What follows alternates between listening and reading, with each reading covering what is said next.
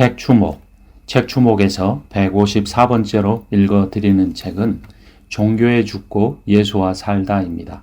스카이 제서니가 썼습니다. 종교 게임을 끝내고 사랑을 시작하다라는 부제목이 달려 있습니다. 종교는 혼돈에 빠지고 결핍에 허덕이며 불의에 시달리는 세상의 각 문화들이 내놓은 반응이다. 종교는 죽음에 느끼는 만국 공통의 두려움을 다루는 방식이다. 우리는 이런 두려움을 극복하기 위해 세상을 최대한 통제하려고 하는데 바로 종교는 이 부분에서 도움을 준다. 즉, 종교는 우리가 세상을 실제로 통제한다는 느낌을 준다. 그래서 모든 종교는 두려움이라는 하나의 출발점에서 시작한다. 하지만 점점 간격이 벌어져 결국은 서로 완전히 다른 곳에 이른다. 종교는 우리에게 통제에 불능의 세상을 마치 통제하고 있는 듯한 느낌을 준다. 종교는 의식과 기도, 도덕, 사역을 통해 이 세상의 혼돈을 정돈하려고 한다. 종교는 대개 신을 통제하여 우주를 우리의 뜻대로 움직일 방법을 제공한다. 모든 사람은 그래서 종교적이다. 왜일까? 모든 사람이 똑같이 위험한 세상에서 살며 두려움에 떨고 있기 때문이다. 모든 사람이 나름 통제 시스템으로 그 두려움을 극복하려고 애를 쓴다. 전통적인 종교의 길로 산을 오르지 않은 사람들도 종교가 해결하려는 것과 똑같은 문제와 씨름하며 산다.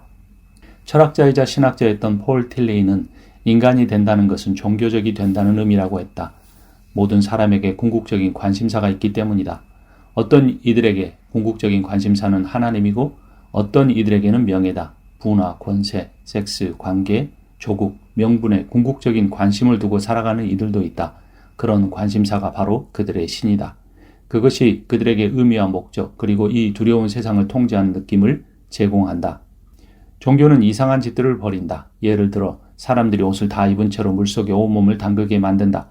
수백만 명이 검은 거대한 입방체를 7번이나 돌게 만들기도 한다. 심지어 처녀들을 화산 속에 내던지기도 한다. 고대 종교들은 이렇게 신들의 노여움을 달래거나 복을 얻기 위해 제사와 의식을 사용했다. 그런 의미에서 종교는 기본적으로 일종의 뇌물 행위였다. 신적인 힘들을 통제하고 우주의 운영에 참여하려는 욕심으로 제사를 드렸다. 종교가 진화하면서 그 통제 시스템도 발전했다. 시간이 지나면서 의식과 주문, 제사 외에 도덕이 신의 은총을 입거나 신의 진노를 피하는 중요한 방법으로 등극했다. 도덕적으로 살면 풍년이 찾아오고 가문이 번성하며 국가가 전쟁과 가뭄을 피할 수 있다는 믿음이 뿌리를 내렸다.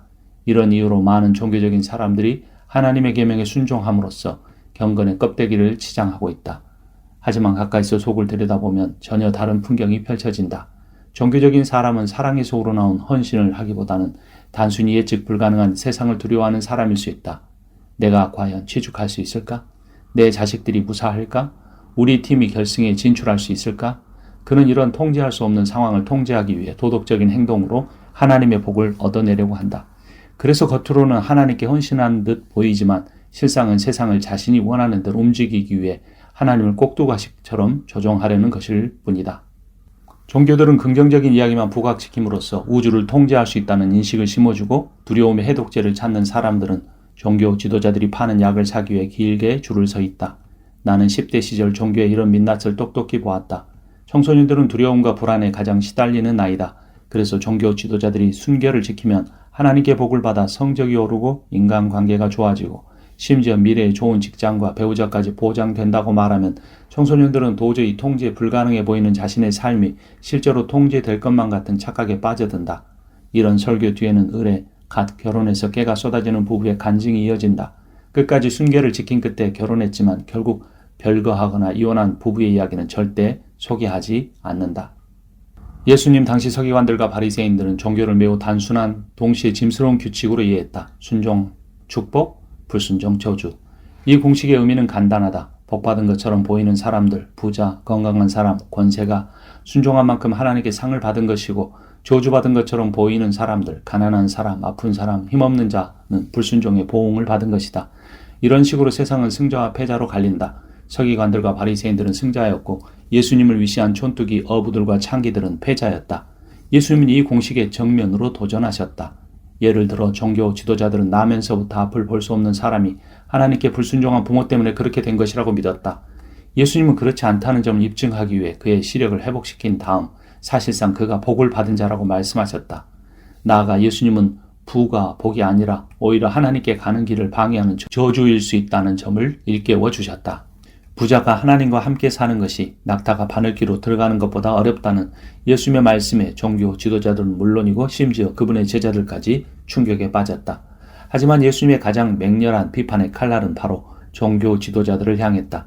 예수님이 그저 온순하기만 한 분이라고 생각했다면 마태복음 23장을 읽어보라. 예수님이 보신 종교 지도자들의 진짜 문제점은 이것이었다. 무거운 짐을 묶어 사람의 어깨에 지우되 이 짐은 바로 하나님을 조종하기 위해 사용한 의식과 제사, 도덕이었다. 고대 이스라엘에서는 종교적 의무들을 멍에라 불렀다. 종교의 무거운 멍에에 지친 자들에게 예수님은 한 줄기 시원한 바람 같은 선언을 하셨다. 수고하고 무거운 짐진 자들아 다 내게로 오라. 내가 너희를 쉬게 하리라. 나는 마음이 온유하고 겸손하니 나의 멍에를 메고 내게 배우라. 그리하면 너희 마음이 쉼을 얻으리니 이는 내 멍에는 쉽고 내 짐은 가벼움이니라. 종교는 사람들에게 하나님을 조종할 수 있다는 거짓 믿음을 심어줌으로써 세상을 망친다. 종교는 두려움에 빠진 사람들을 독재자로, 종교단체를 권력을 남용해 사람들의 생활을 감시하고 통제하는 경찰 국가로 변질시킨다. 그렇다면 해법은 간단하다. 종교만 없애면 되지 않을까? 20세기 가장 압제적인 체제 대부분이 무신론을 기초로 건설되었다. 스탈린의 소련과 모택동의 중공, 캄보디아의 크메르 정권, 지금까지도 지속되고 있는 북한은 모두 살인적인 무신론 정권이다. 물론 종교적인 사람들도 끔찍한 악을 저지르곤 한다. 하지만 종교를 없앤다고 해서 상황이 더 나아지진 않는다. 그래봐야 종교적인 악을 비종교적인 악으로 대체하는 꼴에 지나지 않는다. 하나님의 이름으로 살인을 자행하는 자들이 있지만 지난 세기를 돌아보면 정치나 국가, 철학, 경제적 이권의 이름으로 벌어진 살인도 그에 못지않다. 종교가 문제가 아니다. 바로 인간이 문제다. 무신론자 및 이신론자들과 마찬가지로 종교적인 사람들도 자신의 삶을 직접 통제하기 위해 하나님을 한쪽으로 밀어버리곤 한다. 그들은 신앙을 한낱 원칙들의 집합과 그 실천으로 축소시키고 있다.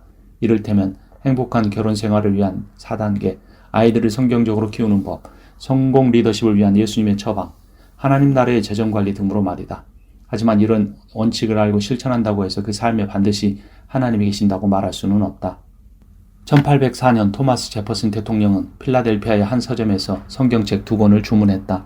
책이 도착하자 제퍼슨은 복음서들을 펴서 예수님에 관한 구절을 가운데 마음에 들지 않은 구절을 면도칼로 일일이 오려냈다. 기나긴 작업을 마치고 나자 원래 본문에 겨우 10%밖에 남지 않았다. 예수님의 기적과 동정녀 탄생, 희생적인 죽음, 부활에 관한 구절은 전부 백악관 바닥에 나뒹굴었다. 노스캐롤라이나 대학 한 연구팀이 10대 아이들의 믿음을 조사한 결과 이 질문에 대한 답을 알아냈다. 연구 결과에 따르면 오늘날 대부분의 청소년들은 하나님을 신적 집사와 우주적 치료사의 조합으로 보며 하나님을 영화롭게 하거나 순종을 배우거나 남들을 섬기는 것이 아닌 자신의 행복에 주된 관심이 있다고 한다.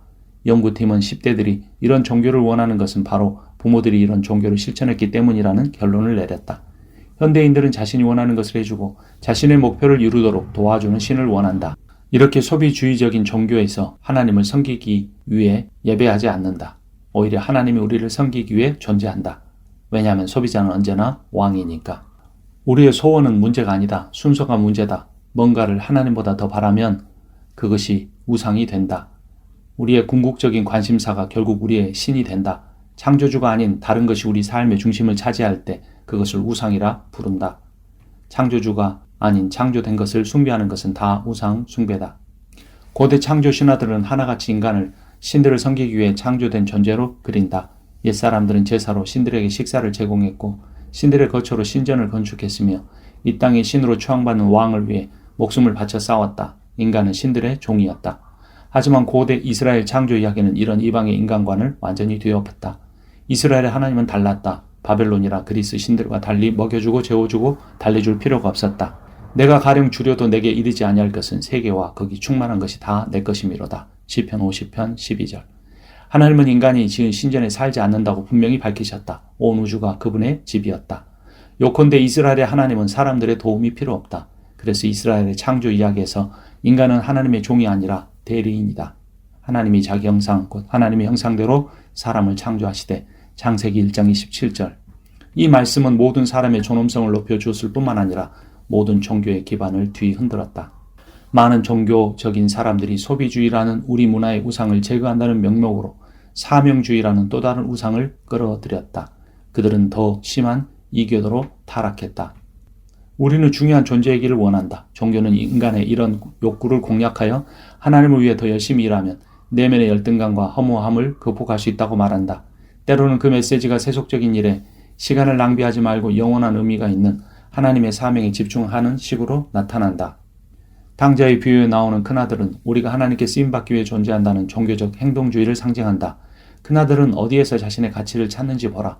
그는 아버지를 위해 살았고 그런 섬김에 맞는 보상을 기대했다. 두 아들의 궁극적인 동기를 보면 실제로는 둘이 얼마나 똑 닮았는지 알 수 있다. 둘 다 아버지와의 관계에는 눈꼽만큼도 관심이 없다. 오로지 아버지에게서 받을 것에만 눈독을 들이고 있다. 작은 아들은 원하는 것을 그냥 받았고 큰 아들은 그것을 받기 위해 노력했다는 차이만 있을 뿐이다.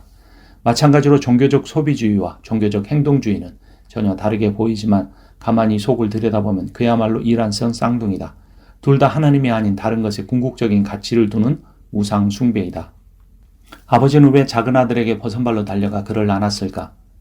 왜 큰아들에게는 수년간의 섬김에 맞는 상을 주지 않았을까? 이 모든 의문은 씩씩거리는 큰 아들을 향한 아버지의 마지막 말에서 완전히 해소된다. 얘야, 너는 항상 나와 함께 있으니 내 것이 다 너의 것이로되 이 내 동생은 죽었다가 살아났으며 내가 잃었다가 얻었으므로 우리가 즐거워하고 기뻐하는 것이 마땅하다. 답을 발견했는가? 이야기 전체의 의미는 바로 한 단어에 함축되어 있다. 바로 함께다. 두 아들은 돈이나 쾌락, 멍해, 보상에 눈이 멀어 있었지만 아버지는 오로지 아들들과 함께 살 생각뿐이었다. 그저 다시 아들과 산다는 것이 기쁠 뿐이었다. 큰아들도 마찬가지였다. 아버지에게 가장 중요한 것은 큰아들의 충성스러운 섬김이 아니었다. 단지 아들이 곁에 있다는 사실이 중요했다. 너는 항상 나와 함께 있으니. 예수님은 세상 죄를 지고 자기 목숨을 많은 사람의 대속물로 주려고 이 땅에 오셨다. 하지만 우리를 위해 예수님이 하신 희생의 궁극적인 목표는 우리를 천국에 데려가는 것이 아니다. 그분의 목표는 우리를 하나님과 화해시키는 것이었다. 천국에 가는 것은 그곳에 계신 하늘 아버지와 연합에 따르는 보너스일 뿐이다. 따라서 천국 자체를 목표로 삼으면 완전히 헛다리 짚은 셈이다. 천국에 그리스도께서 계시지 않아도 행복해할 사람은 그곳에 가지 못할 것이다. 하나님이 계시지 않는 천국은 천국이 아니다. 예수님은 천국이 아닌 하나님을 갈망하라고 말씀하셨다. 그래서 그분이 주신 가장 큰 계명은 내 마음을 다하고 목숨을 다하고 뜻을 다하고 힘을 다하여 주 너의 하나님을 사랑하라 이다. 하지만 알지도 못하는 분을 어떻게 사랑할 수 있는가? 보지도 못한 분을 어떻게 갈망할 수 있는가? 예수님은 단순히 우리를 위해 돌아가시기 위해서가 아니라 무엇보다도 우리와 함께 거하기 위해 오셨다. 그분의 죽음은 우리에게 하나님과 함께 할 수 있는 길을 열어주셨다. 세상 그 무엇보다도 하나님을 바라는 사람들에게 십자가는 상상할 수 있는 최고의 소식이다. 예수 그리스도와 성령을 통해 함께하는 사람은 모든 일상의 삶이 임마누엘 하나님과 동행함이며 그로 말미암아 기쁘고 감사한 삶을 살 수 있게 된다. 수도원에서 접시를 닦던 로레스 형제는 하나님과 깊고도 즐거운 교제를 나눈 사람이었다. 바울처럼 그는 삶의 모든 것이 신성하다고 믿었다. 그런 태도로 그는 자신의 주방 안에서 깊은 기도의 삶을 연마했다. 그에게는 음식을 만드는 것이 예배당에서 예배하는 것과 조금도 다르지 않았다. 그는 환경을 바꿔야 하나님께 더 가까이 갈 수 있다는 생각은 엄청난 착각이라고 말했다. 예수님은 세상을 통제하는 방법을 가르쳐 주시는 것이 아니라 세상을 보는 관점을 가르쳐 주셨다. 예수님의 관점은 사랑과 나눔, 용서와 자비였다. 예수님답게 행동하려면 먼저 그분의 눈으로 세상을 볼 수 있어야 한다. 예수님은 제자들이 하나님 안에서 절대적으로 안전하기에 두려워할 필요가 전혀 없는 세상을 보기 원하셨다. 대부분의 사람들은 종교에서 위험한 세상을 통제할 방법을 찾는다. 그래서 대부분의 사람에게 산상수훈이 황당한 소리처럼 들리는 것이다. 산상수훈은 우리에게 통제력을 제시하지 않는다. 오히려 통제가 환상이라는 단순한 사실을 일깨워줄 뿐이다. 우리는 지금도 세상을 통제하지 못하고 앞으로도 영원히 통제할 수 없다. 우리가 아무리 세상을 통제하려고 애를 써봐야 안전해지지 않는다. 그런 식으로는 두려움이 가시지 않는다. 따라서 통제를 약속하는 모든 종교는 기만 그 자체다. 그래서 산상수훈 중에 예수님은 이렇게 물으셨다. 너희 중에 누가 염려함으로 그 길을 한 자라도 더 할 수 있겠느냐? 통제가 불가능하다면 어떻게 두려움을 극복하고 악순환의 고리를 끊을 수 있을까? 답은 바로 하나님과 함께하는 삶에 있다. 하나님의 선하심을 또렷이 보면 비로소 세상을 안전한 곳으로 볼 수 있다. 그리고 그렇게 우리의 안전을 절대적으로 확신할 때만이 비로소 원수까지도 섬기고 용서하고 축복하고 사랑한 힘을 찾을 수 있다. 이렇게 새로운 눈으로 세상을 볼 때 찾아오는 힘, 두려움을 이기는 이 힘의 또 다른 이름은 바로 믿음이다. 믿음은 통제 욕구의 정반대이다. 믿음은 자진해서 통제를 내려놓는 것이다. 믿음은 자신을 내려놓고 자신을 잡아줄 분이 있음을 믿는 것이다. 믿음은 바라는 것들의 실상이요 보이지 않는 것들의 증거니. 믿음은 어떤 일이 있어도 하나님이 우리를 떨어지게 놔두시지 않는다는 진리를 단단히 부여잡는 것이다. 이런 확신을 얻으면 기꺼이 자신을 내려놓고 허공을 향해 과감히 날아올 수 있다. 나의 안전이 무너질까 하는 자기중심적인 두려움 없이 자유롭게 남들을 사랑할 수 있다. 하나님이 나를 붙잡아 주실 거라는 확실한 소망에서 오는 평안과 기쁨으로 선을 행할 수 있다. 그러나 하나님의 손에 안전하게 잡힌 뒤에는 믿음과 소망이 더 필요하지 않다. 이제 사랑만 남는다. 두려움은 우리의 마음을 위축시켜 자신에게 몰두하게 만든다. 두려움에 빠진 사람을 포위된 중세의 성에 빗댈 수 있다. 적군이 몰려오면 성 밖 사람들은 불이 나게 식량과 옷가지를 챙겨서 성 안으로 대피한다. 그러고 나서 성문이 닫히면 주민들은 성 안에 쌓인 식량이 적군의 식량보다 오래 가기를 간절히 바랬다. 두려움에 휩싸이면 우리의 모든 에너지와 자원이 안으로 향하게 되어 있다. 자신의 생존에만 급급해져 동정이나 나눔이니 따위를 생각할 겨를이 없다. 남에게서 떨어져 벽 뒤에 살게 된다. 이런 포유의 비유는 종교가 말로만 사랑을 떠들고 실제로 사랑하지는 못하는 이유를 설명해준다. 두려움과 통제 욕구에서 시작된 종교는 우리가 안으로 향하게 만든다. 그래서 외부인들에게 방어적으로 굴고 우리와 다른 사람들을 위협거리로 여긴다. 그렇게 종교적인 개인들 혹은 종교적인 집단들은 안전할 것이라는 착각 속에서 계속해서 성을 점점 높이 쌓는다. 하지만 예수님의 사랑은 포위를 풀고 성벽을 허문다. 우리의 삶을 성 밖으로 나아가게 하는 힘은 기도이다. 기도하는 것은 우리를 내 사랑하는 딸아, 내 사랑하는 아들아, 내 사랑하는 자녀야 라고 부르시는 분의 음성에 귀를 기울이는 것이다. 기도하는 것은 이 음성에 우리 존재의 중심, 우리의 폐부를 열어 이 음성이 우리 존재 전체에서 울려 퍼지게 하는 것이다. 이 사실을 늘 기억하고 살아가면 막대한 실패뿐 아니라 막대한 성공에도 자신의 정체성을 잃지 않을 수 있다. 왜냐하면 우리의 정체성은 사랑받는 자이기 때문이다. 내가 변함없는 사랑으로 너를 사랑한다. 책 추목이었습니다.